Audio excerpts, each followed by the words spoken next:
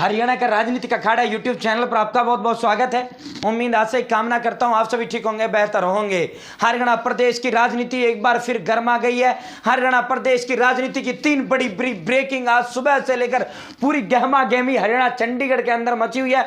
इसी बीच अभय चौटाला ने बड़ा महा ऐलान किया है। राव इंद्रजीत अपनी उसका दावत के लिए जाने जाते हैं। राव इंद्रजीत अपनी नाराजगी के लिए, अपनी तलखी के लिए जाने जाते हैं। एक बार फिर जो है राव इंद्रजीत ने अपनी आंखें दिखाना शुरू कर दिया है। साथियों, अनिल विज राव इंद्रजीत ने मंत्रिमंडल विस्तार पे अभय चौटाला इस सीट से लोकसभा चुनाव लड़ेंगे। इंडियन नेशनल लोकदल का उम्मीदवार अपने आप को घोषित कर दिया है। भारतीय जनता पार्टी की लोकसभा की 10 संभावित उम्मीदवारों की सूची भी हम आपको दिखाएंगे। पूरा विस्तार पूर्वक संवाद चर्चा आपसे करेंगे। चैनल हरियाणा का राजनीतिक अखाड़ा यूट्यूब सब्सक्राइब जरूर करें। निष्पक्षता से देंगे, दंगे की चोट पर देंगे, ईमानदारी से हम रिपोर्टिंग करने का काम आपके लिए करेंगे। सबसे पहले अभय चौटाला दिनों दिन गिराफ अभय चौटाला का बढ़ता हुआ जा रहा है। अभय चौटाला को लेकर जो एक नकारात्मकता हरियाणा प्रदेश की जनता के बीच थी इन 3 से 3.5 सालों में, और जब से परिवर्तन यात्रा उन्होंने किया है, वो जो नेगेटिविटी थी वो बहुत हद तक पॉजिटिविटी में बदला। जो उनका दबंग टाइप जो छवि था वो अब जो है सत्य बोलने वाला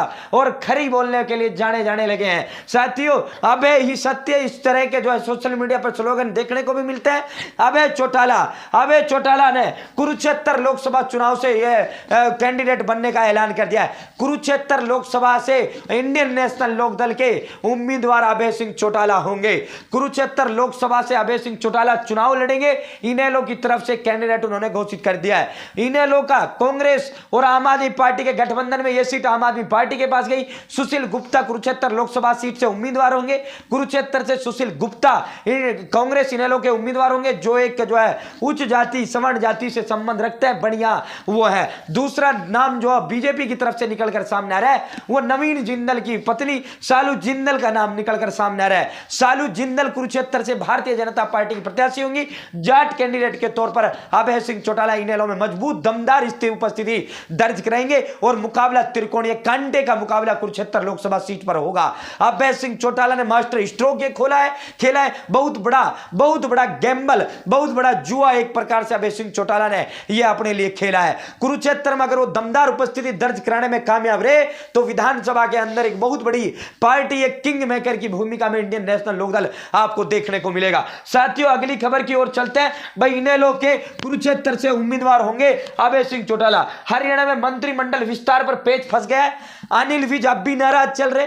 अनिल विज को उप मुख्यमंत्री बनाया जा रहा है, लेकिन अनिल विज कह रहे हैं कि मुझे गृह मंत्रालय चाहिए ही चाहिए। जबकि अनिल विज को गृह मंत्रालय हाईकमान और खट्टर साहब देकर जो है बिल्कुल राजी नहीं है, क्योंकि जिस तरह विवाद पहले भी मनोहर लाल सिंह के साथ गृह विभाग को लेकर इनके बीच रहा है, अगर नायब सिंह सैनी को दे दिया तो रोज जो है हालात जो हरियाणा प्रदेश में टकराव के अनिल विज और नए सीएम के बीच होंगे। मनोहर लाल का एक अपना वो था, ऊपर पकड़ती जबरदस्त होता, तो मनोहर लाल जो है भारी पड़ जाते थे अनिल विज पर। अगर यहाँ नायब सिंह सैनी इसको दे देते तो फिर नायब सिंह सैनी पर भारी अनिल विज पड़ेंगे। तो इसी को देखते हुए आगे कोई टकराव की स्थिति पैदा ना हो, इसीलिए भारतीय जनता पार्टी ने मुख्यमंत्री बना रही है, लेकिन गृह मंत्रालय इनको नहीं दे रही है। तो साथियों, इसी को लेकर अनिल विज अब भी नाराज चल रहे हैं। वहीं सबसे बड़ा जो ब्रेकिंग यहां आया है, सबसे बड़ा ब्रेकिंग यहां पे जो है अहिरवाल के राव इंद्रजीत सिंह ने पेच मंत्रिमंडल विस्तार में फंसा दिया है। पांचों के पांचों जो गाड़ी है, पांचों के पांचों गाड़ी जो है वापिस जो है पहुंचा दी गई है।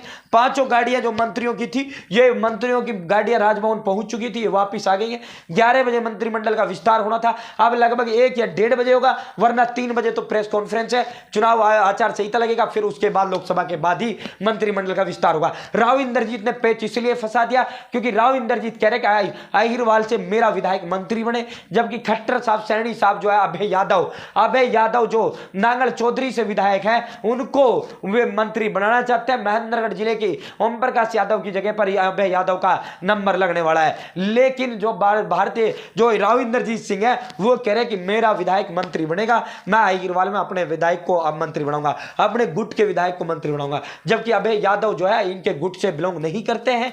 अब देखते हैं भारतीय जनता पार्टी राव इंद्रजीत को की नाराजगी को कितना वो कर पाती है, या फिर जो है राव इंद्रजीत अड़े हुए हैं, मुझे नहीं पता, अभय यादव बनाओ, मेरा भी विधायक जो है मंत्री बनाओ, मेरा भी विधायक मंत्री बनाओ, अहीरवाल में मैं किसी के पैर पसारने नहीं दूंगा, अहीरवाल का बॉस मैं ही रहूंगा, अहीरवाल का किंग मैं ही रहूंगा। और ये सत्यता है। अब जहां भी राव इंद्रजीत सिंह जाता है अहीरवाल उधर जाता है। राव इंद्रजीत का अपना बड़ा दबदबा अहीरवाल के अंदर है, राव इंद्रजीत का अपना बड़ा कद वजूद अहीरवाल के अंदर है। तो इसको लेकर मंत्रिमंडल विस्तार पर वर्तमान में पेच फंस गया है। अब देखते हैं 1 बजे तक विस्तार होता है या नहीं होता है। 3 बजे से पहले अगर विस्तार नहीं हो पाया तो फिर जो है लोकसभा के बाद ही आपका विस्तार हरियाणा कैबिनेट मंत्रिमंडल का आपको देखने को मिलेगा। बात करते हैं भारतीय जनता पार्टी के 4 कैंडिडेट्स की। 6 कैंडिडेट्स का ticket Bharatiya Janata party already announce कर चुकी है।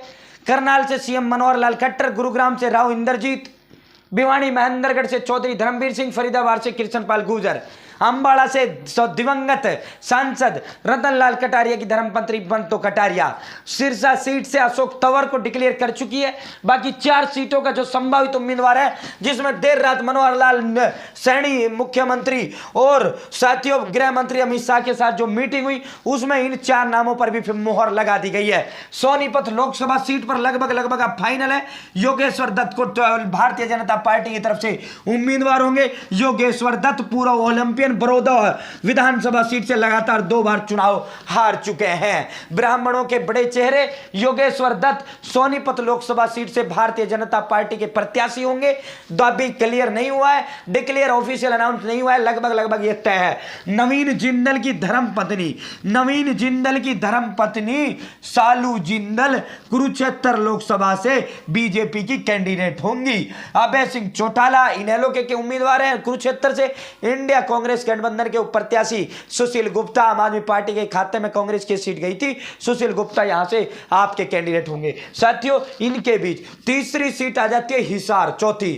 तो हिसार सीट से जो प्रत्याशी होंगे, हिसार लोकसभा सीट से प्रत्याशी साथियों कैप्टन अभिमन्यु के नाम पर मोहर लग चुकी है। 2 जाट कैंडिडेट भारतीय जनता पार्टी यहां उतारेगी। अंतिम क्षणों में यदि बदलाव नहीं हुआ तो कैप्टन अभिमन्यु भारतीय जनता पार्टी के हिसार लोकसभा सीट से प्रत्याशी होंगे। तो अंतिम सीट इनकी बच जाती है रोहतक से। लगभग अरविंद शर्मा का नाम फाइनल है, तय। रोहतक लोकसभा सीट से अरविंद शर्मा चुनाव लड़ेंगे। साथियों चारों जो नाम सीटें डिक्लेयर नहीं होती, दोबारा रिपीट कर देते हैं। अगर अंतिम क्षणों में ये बदलाव करते हैं, सोनीपत से बीजेपी जाट को उतारती है, तो फिर हिसार की जो सीट है वो कैप्टन अभिमन्यु का टिकट कटकर फिर वो नड़वा रणबीर गंगवा को वो टिकट भारतीय जनता पार्टी का चला जाएगा। बाकी अब संभावना नहीं है। सोनीपत से योगेश्वर दत्त, हिसार से कैप्टन अभिमन्यु, कुरुक्षेत्र से सालू जिंदल और रोहतक से अरविंद शर्मा चुनावी मैदान में उतरेंगे। तो ये 4 कैंडिडेट भारतीय जनता पार्टी के हैं जिनकी टिकट डिक्लेयर नहीं हुआ था। 6 का डिक्लेयर हो चुका है। इनका आपको आज शाम तक लिस्ट या कल तक देखने को मिल जाएगा। चैनल सब्सक्राइब जरूर करें। बहुत बहुत धन्यवाद। जय हिंद, जय भारत, जय हरियाणा।